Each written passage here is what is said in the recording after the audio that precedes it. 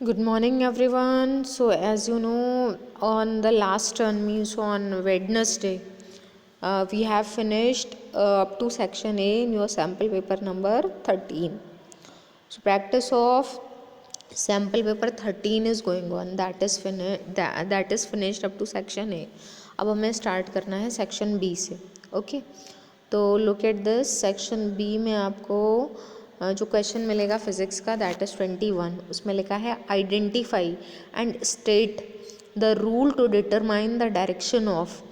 एक तो आपको रूल पता करना है इसमें कौन सा लगेगा और उसको स्टेट भी करना है. तो पहला दे रखा है magnetic field produced around a straight current carrying conductor. तो जिससे हम स्ट्रेट करंट कैरिंग कंडक्टर के आसपास मैग्नेटिक फील्ड फाइंड करते हैं, ये वाला जो केस होता है, सपोज दैट ये है एंटी क्लॉकवाइज, तो इसके लिए रूल होता है right hand thumb rule. Okay, अब इसको आपको स्टेट भी करना है. तो स्टेट करने का मतलब इसको डिफाइन करना पड़ेगा. तो when we put our when we take our right hand like this, that the thumb is straight and fingers are curled, then the thumb represents the direction of current in the conductor and the curled fingers will represent the direction of magnetic field, that will be in the form of concentric circles. Okay, फिर दूसरा है force experienced bye a straight current carrying conductor placed in a magnetic field. तो ये आपका Fleming's left hand rule है. Magnetic field में अगर कोई कंडक्टर रखा हो तो उस पर फोर्स किधर लगेगा. तो फ्लेमिंग्स लेफ्ट हैंड रूल भी आपको पता है कि when we take our left hand like this, that four finger, middle finger and thumb, all these three fingers are mutually perpendicular, then thumb will show the direction of force on the conductor, forefinger will represent the direction of magnetic field, middle finger will represent the direction of current. Okay, तो जो directions हैं middle finger और four finger की, उनके according हम thumb की direction यानी कि फोर्स की डायरेक्शन पता कर सकते हैं. तो ये आपका 21 क्वेश्चन था. Then next will be 23. 2 ही क्वेश्चन होंगे सेक्शन में. तो 23 में दिखा रखा है there are 3 registers R1, R2, R3, तीनों ही पैरेलल हैं. Diagram is also given. Connected in parallel as shown in figure. Find the total current drawn from the source of 12 volt. तो आपको पता है टोटल करंट का फॉर्मूला होता है I is equal to V/R. और यहाँ V दे रखा है 12 अपॉन, यहाँ आपको चाहिए टोटल R. तो टोटल R आपको फाइंड करना पड़ेगा. 8, 4 और 2 का क्या है, पैरेलल कॉम्बिनेशन है. तो 1/8 प्लस 1/4 प्लस 1/2. जब आप इसको पैरेलल करेंगे तो एलसीएम कितना आएगा, 8. This will be 1 plus this will be 2 plus this will be 4. आप सॉल्व करेंगे तो ये हो जाएगा 3 + 4 7/8. और फिर इसका करना होगा रेसिप्रोकल. तो रेसिप्रोकल यानी कि 8/7. तो यहाँ आप पुट करेंगे 8/7 कहाँ जाएगा, यहाँ पर. ओके, अब इसको सॉल्व कर लीजिएगा तो करंट कितनी आ जाएगी, यहाँ 2 से भी कैंसिल हो सकता है और 4 से भी डायरेक्ट कैंसिल हो सकता है. तो 4 2 = 8, 4 3 = 12. तो 3 7 = 21/2. ये जो है आपकी करंट है. ओके, तो ये 2 क्वेश्चन थे आपके यहाँ पर फिज़िक्स के. उसके बाद आपका नेक्स्ट जो है वो सेक्शन सी आ जाएगा. और सेक्शन सी में आई होप फर्स्ट क्वेश्चन ये यानी कि 27 नंबर जो क्वेश्चन है वो आपका फिज़िक्स का है. उसमें लिखा है there are 2 lens of focal length 50 and -25. Plus की 50 फोकल लेंथ है, माइनस की 25 है. An object is kept at a distance of 100 centimetre from each of the lenses. तो ऑब्जेक्ट जो है दोनों से ही 100 सेंटीमीटर दूर रखा है. Calculate image distance and magnification in each of the 2 cases. तो आपको क्या करना है कि 2 लेंस जो हैं वो, अब यहाँ क्वेश्चन में ये नहीं दे रखा है कि दोनों लेंसेज जो हैं वो साथ में रखे हैं या 1 बाई 1 रखे हैं. तो अगर लेंसेज 1 बाई 1 रखे हों तो इमेज डिस्टेंस के 2 आंसर आएंगे. और अगर दोनों लेंसेज एक साथ रखे हैं तो आपको नेट फोकल लेंथ फाइंड करनी है. तो सपोज दैट अगर दोनों साथ में रखे हैं तो नेट फोकल लेंथ कितनी हो जाएगी. तो आपको पता है कि नेट फोकल लेंथ फाइंड करने के लिए आपके पास जो फॉर्मूला होता है उसको ऐसे करके यूज़ करते हैं, 1/f1 + 1/f2. तो 1 एक तो +50 का है और दूसरा 25 का है। तो जब आप इसको ऐसे सॉल्व करेंगे तो आपके पास LCM जो है दैट विल बी 50 और यहाँ हो जाएगा 1 - 2 यानी कि -1/50 यानी कि F आ जाएगा आपका -50। ओके, तो -50 सेंटीमीटर आपकी फोकल लेंथ हो जाती है और आपको फाइंड करना है 100 सेंटीमीटर आपकी ऑब्जेक्ट डिस्टेंस है माइनस की 100 और आपको फाइंड क्या करना है इमेज डिस्टेंस। तो अब आप यहाँ से फॉर्मूला लेंस फॉर्मूला यूज़ कर लेंगे 1/v फाइंड करनी है आपको और u और f की वैल्यू गिवन है यहाँ पर। तो ये क्वेश्चन आपको इमेज डिस्टेंस वाला पार्ट आप कैलकुलेशन कर लेंगे। दूसरा है magnification in each of the 2 cases. तो दोनों केसेस में मैग्नीफिकेशन अलग अलग फाइंड करना है। तो मैग्नीफिकेशन फाइंड करने के लिए आपको पता है फॉर्मूला, आप यहाँ each of the 2 cases they रखा है, इसका मतलब कि मे बी जो आपका इमेज डिस्टेंस है वो भी 2 अलग अलग आएंगे।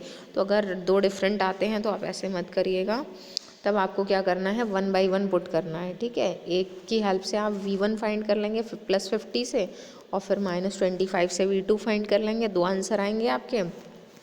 फिर ऐसा ही आप मैग्नीफिकेशन के लिए करेंगे। मैग्नीफिकेशन का फॉर्मूला V/U होगा, तो एक बार में आप V की जगह V1 पुट कर देंगे, लेकिन U दोनों केसेस में कितना रहेगा 100। तो आपके 2 डिफरेंट आंसर्स आएंगे। ओके, तो सॉल्व इट। जब क्वेश्चन में क्लियरिटी नहीं होती है तो all the answers are acceptable, क्योंकि इसमें लिखा नहीं है 1 बाई 1 होगा या अलग अलग, लेकिन दूसरे पार्ट से क्लियर हो रहा है कि अलग अलग करना है।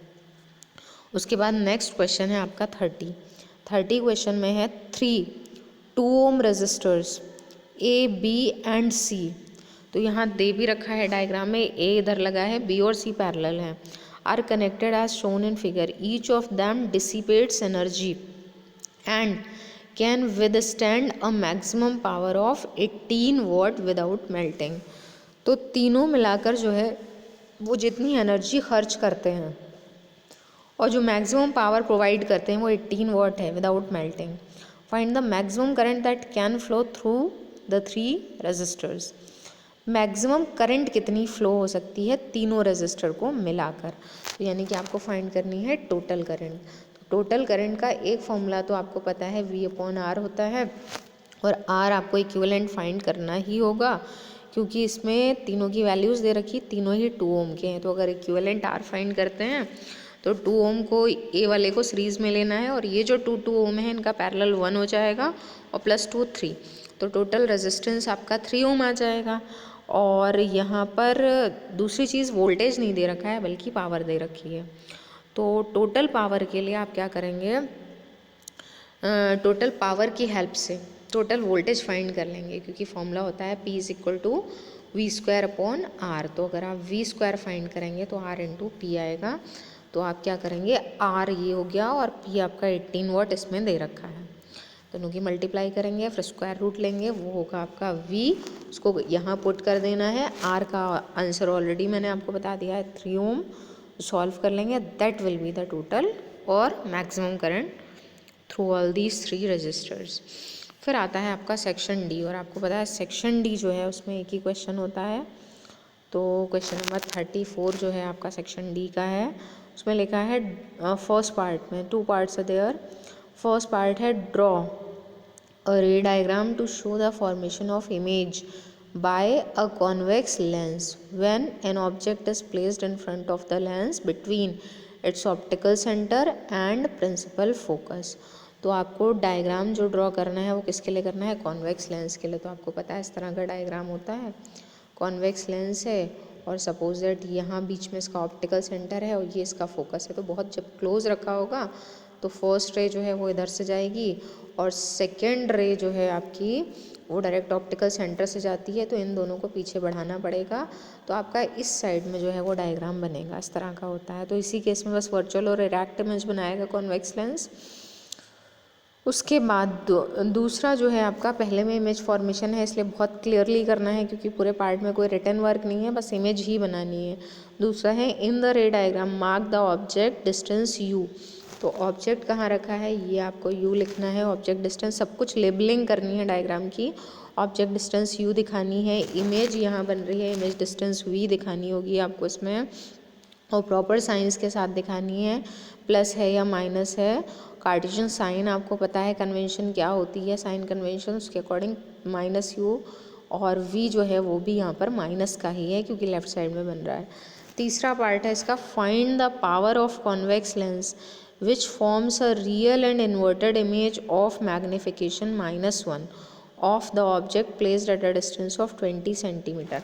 तो देखिए यहाँ पर मैग्निफिकेशन कितना दे रखा है, -1, ऑब्जेक्ट डिस्टेंस कितना दे रखा है, -20 centimetre, okay, from its optical centre. और फाइंड क्या करना है आपको, पावर। तो पावर से पहले आप फोकल लेंथ फाइंड करेंगे और उसके लिए आपको मैग्नीफिकेशन के दो रिलेशंस यूज़ करने पड़ेंगे। लेंस है ये, तो लेंस के लिए एक तो मैग्नीफिकेशन v/u होता है, और दूसरा आप देखिए मैग्नीफिकेशन यहाँ -1 आ रहा है, तो v/u इज इक्वल टू -1, यानी कि आपका v हो जाएगा -u, ठीक है। उसके बाद आप मैग्नीफिकेशन का दूसरा फॉर्मूला यूज़ कर सकते हैं, दूसरे फॉर्मूले की नीड ही नहीं होगी, v is equal to -u, यहीं से आप लेंस फॉर्मूला यूज़ कर लेंगे, और लेंस फॉर्मूले में आपको ये पुट करना होगा कि v is equal to -u है, ठीक है। और साथ में इसके जो दे रखा है that also you can put, N object is placed at a distance of 20, तो ये भी अच्छी बात है, यहाँ पर ऑब्जेक्ट u जो है वो 20 है, तो v कितना होगा, v भी 20 होगा, ओके। कहाँ पुट कर रखा है, from its optical centre, optical centre से 20 सेंटीमीटर दूर पुट कर रखा है। तो इससे आप पहले फोकल लेंथ फाइंड करेंगे, उसके बाद उसका रेसिप्रोकल कर देंगे, that will be power, okay. So if any doubts is there in the question then you can ask. अब आपका सैम्पल पेपर नंबर 13 जो है वो फिनिश हो गया है, and total 3 sample papers you have now finished. इसी में भी अगर कोई प्रॉब्लम आती है then you can personally ask by sending the image of the question, okay.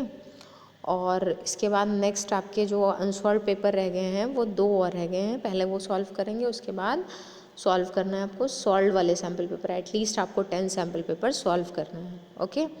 Thank you.